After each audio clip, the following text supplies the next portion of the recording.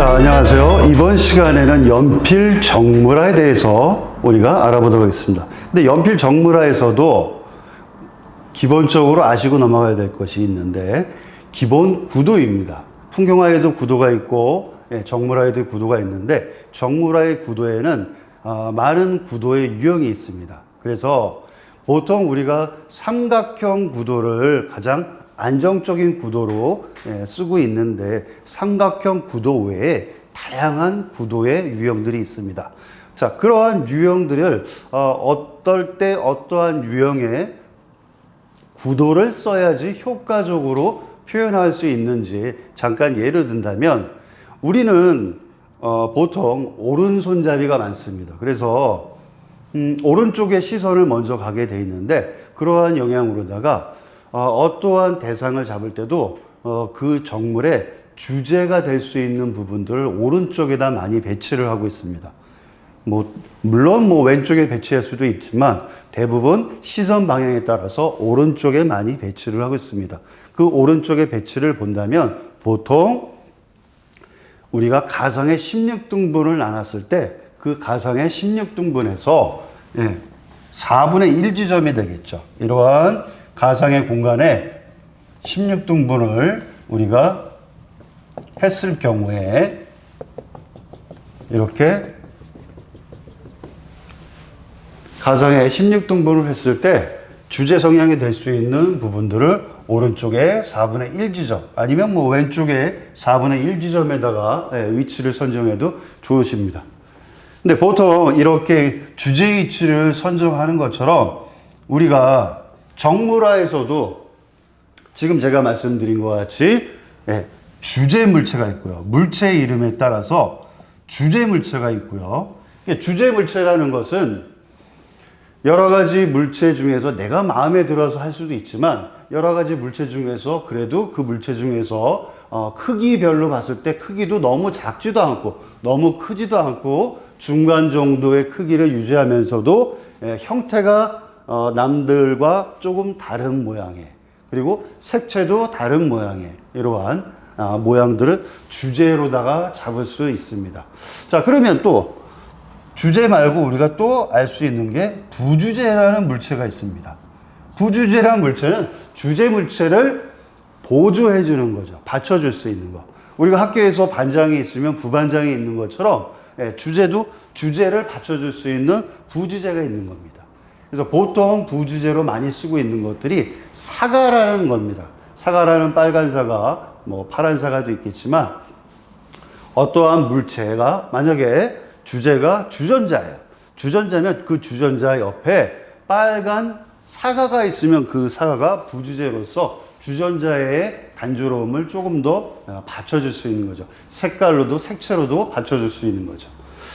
자, 부주제가 있다면 다음에는 흐름 물체라는 게 있습니다. 흐름 물체.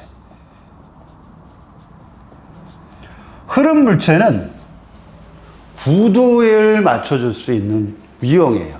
구도를. 그래서 아까 삼각형 구도를 얘기했는데, 삼각형 구도 외에 다양한 그 구도를 받쳐줄 수 있는, 연결을 해줄 수 있는 물체예요. 그러다 보니까 물체가 짧은 게 아니라 긴 물체들이 흐름 물체에 해당이 될 수가 있어요. 그러한 흐름 물체를 예를 든다면, 야채에서는 어떤 게 있을까요? 좀 긴 거 중에. 그렇죠.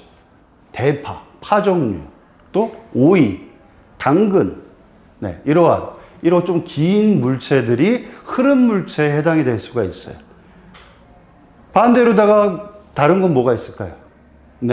끈, 노끈, 리본, 줄, 밧줄, 이러한 길게 형성될 수 있는 것들, 이러한 것들이 흐름 물체로서 아주 효과적으로 사용할 수가 있습니다. 자, 그 다음엔 우리가 보조 물체라는 게 있어요. 보조 물체는 주제 밑에 이렇게 주제 물체와 부주제 물체 외에 다른 부분에 이러한 중간중간 공간에 보조 물체를 배치하는 거예요. 그래서 보조 물체는 작고 귀여운 물체들. 그래서 작고 귀여운 물체가 뭐가 있을까요? 우리가 많이들 좋아하는 사탕 같은 경우, 캔디 종류. 또 야채 종류에서는 뭐 있을까요? 야채하고 과일에서는 방울토마토, 이런 작고 귀여운. 그럼 또 뭐가 있을까요? 예, 딸기, 포도 알맹이. 이러한 것들이 보조 물체로서 우리가 앞에 허전한 부분들을 채워나갈 수 있는 물체로다가 볼 수가 있어요. 이러한 것들이 우리가 쉽게 물체를 가지고 주제, 부주제, 흐름 물체, 보조 물체, 이렇게 물체를 나눌 수가 있어요. 자, 그러면 앞서 말씀을 드린 것 같이 구도라는 거에선 우리가 익히 알고 있는 삼각형 구도가 있어요. 그러니까 즉 세모 모양이에요. 세모 모양의 구도를 얘기를 하는데 흔히 말해서 세모 모양의 구도를 유지하기 위해서는 물체가 많은 게 아니라 좀 적어야 돼요. 그래서 물체는 세 개에서 한 5개 정도, 3개에서 5개 정도의 물체가 테이블에 놓여 있을 때 가장 효과적으로 잡을 수 있는 물체가 또 구도가 삼각형 구도예요. 그렇다면 종이도 세로로다가 배치하는 것보다는 가로로다 배치를 해줘야지 삼각형 구도에 훨씬 더 어울릴 수가 있습니다.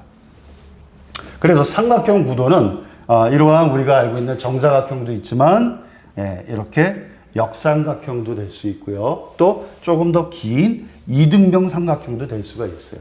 이렇게 삼각형 구도는 다양하게 쓸 수가 있어요. 자, 그리고 또 뭐가 있을까요? C자형 구도가 있어요. C자형 구도가 있는데 C자도 역시 이렇게 바로 된 C자, 또 거꾸로 된 C자, 그리고 또 O자형도 있습니다. 원형이라도 하기도 하고 O형이라도 하기도 합니다. 또 마름모 구도도 있어요. 자, 지금처럼 보이는 구도들은 우리가 가로형일 때, 즉 물체가 적게 있을 때 쓰여지는 구도예요. 자, 그런데 물체가 많아요. 물체가 많으면 어떤 구도를 써야 될까요? 그때는 종이를 가로로 세워놓는 게 아니라 세로로다 놔야 돼요. 물체를 세로로다가 놓을 때는 거기에 맞는 유형의 구도가 조금 더 길게 쓸 수 있는 구도가 돼야 돼요. 그래서 세로로다가 물체를 배치를 하게 된다면 보통 아까는 적게는 3개에서 5개였는데 이번에는 5개에서 10개 이상, 10개 이상의 물체가 될 때는 세로로다 배치를 해야 돼요. 이렇게 세로로다 배치를 하게 되면 여기에 어울릴 수 있는 구도는 가장 많이 쓰이는 게 이러한 Z자, 지그재그 구도예요. 그러니까 Z자이지만 Z자가 거꾸로도 될 수가 있어요. 이렇게 거꾸로도 될 수가 있고요. 또 우리가 알기 쉽게 S자도 될 수가 있어요. S자요. S자도 또 거꾸로도 될 수가 있어요. 이러한 Z자나 S자의 구도가 물체를 가장 효과적으로 길게 쓸 수 있는 정물화에서 많이 쓸 수 있는 구도예요. 이러한 구도에 따라서 여기에 각각의 연결될 수 있는 물체들을 배치를 해 놓는 거죠. 이렇게 이러한 Z자의 유형에 그렇다고 꼭 이 Z자에 꼭 맞춰서 물체를 배치할 필요는 없지만 결과적으로 쭉 봤을 때 물체에 아까 제가 말씀드린 것처럼 가상의 4분의 1 지점에 주제를 배치를 했을 때 주제와 함께 이러한 물체들이 아까 말씀드렸던 흐름 물체라든지 보조 물체라든지 부주제라든지 이러한 각각의 물체들이 배치를 한 거를 다 연결을 해 보니 이게 Z자의 모양이구나.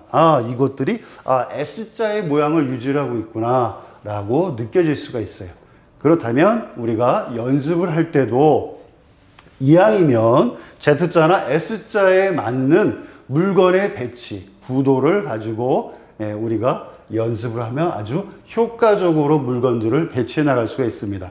그래서 이러한 우리가 지금 봤던 기본적인 삼각형 구도부터 가로의 위치죠. 그리고 물건이 많은 세로 유형의 구도, 즉 Z자나 S자나 이러한 유형의 구도를 가지고 우리가 연필 정무라. 나중에 돼서는 색채를 다룰 수 있는 수채화를 할 때도 마찬가지입니다. 수채화로서 정무라를 그릴 때도 이러한 구도를 꼭 잊지 말고 기억을 하셔서 스케치를 지금 우리가 연필 정무를 하는 것처럼 연필로다가 스케치를 하시고 그 다음에 수채화로 채색을 들어가시면 아주 훌륭한 정무라가 되실 수 있을 것입니다. 자, 이래서 오늘 수채화에 따른 정물 구도가 또 연필로 이룬 정물 구도. 그래서 오늘은 연필 재료니까 연필로 할 수 있는 정물 구도에 대해서 간단하게 이렇게 알아봤습니다. 자, 이 구도들을 잘 기억을 하셨다가 차후에도 꼭 쓸 수 있게끔 하시면 좋을 것 같습니다. 자, 예시 그림을 한번 보겠습니다. 예시 그림에서 자, 예시 그림이 있는데요. 보이시나요? 네, 예시 그림에 보시면 지금 예시 그림에서 무언가가 허전한 게 있어요. 무언가 허전한 부분이 있는데 그 허전한 부분이 아마 이 종이가 지금 잘려 있는 느낌이 들 거예요. 아니면 너무 답답한 느낌이 들거나. 지금 화면에 보이는 것은 서양배죠. 서양배도 있고 사과도 있고 그 과일을 잘라놓은 것도 있고 과도도 보여요. 그런데 잘 그렸어요. 잘 배치를 했는데 너무 답답해 보여요. 그렇죠? 네. 지금 봤을 때는 무슨 유형 같은가요? 구도가. 네. 지금 같은 경우는 삼각형의 구도도 될 수도 있고, 네. O형의 원형, 네. O형의 구도도 맞을 수도 있습니다. 근데 답답해요. 그래서 그러한 답답함을 우리는 조금 극복해야 돼요. 우리가 더불어서 조금 더 알아야 할 것은 이러한 것들을 답답하지 않기 위해서는 변화, 통일, 균형이라는 것을 꼭 기억을 하시고 구도를 잡으시면 배치를 하시면 좋으실 것 같아요. 변화, 통일, 균형. 그래서 앞서 기본적으로 삼각형 구도를 했지만 삼각형에 맞췄다고 삼각형의 꼭지에다가 이렇게만 배치를 하면 네, 분명 통일된 건 있어요. 그렇지만 재미가 없어요. 똑같이 있으니까. 그래서 여기서는 통일은 되어 보이지만 변화와 균형은 조금 어울리지가 않다는 거죠. 그래서 그런 것들을 조금 더 유심히 신경을 쓰셔야 돼요. 지금 화면에서 보이는 것 같이 답답한 부분이 있는데 이 그림의 원래 그림을 한번 보겠습니다. 원래 그림은 과연 어떤 그림이었을까요? 자, 어떻습니까? 이 그림을 봤을 때 숨겨진 무언가 있죠? 네, 맞습니다. 그 숨겨진 하나가 물컵이 있었어요. 네.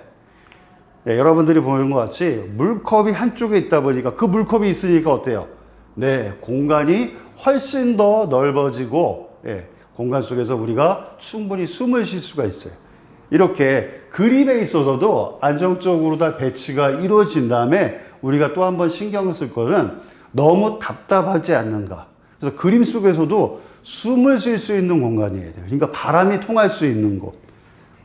그러한 바람이 통할 수 있는 주변의 물체와 물체 사이의 공간들을 우리가 충분히 고려해서 배치를 해서 연필 정물화 작업을 하시면 좋으실 것 같습니다. 네. 감사합니다. 오늘 이 시간 이후에 다시 한번 수채화에 대해서 아니면 연필 정물에 대해서 조금 더 세세하게 들어가 보도록 하겠습니다. 감사합니다.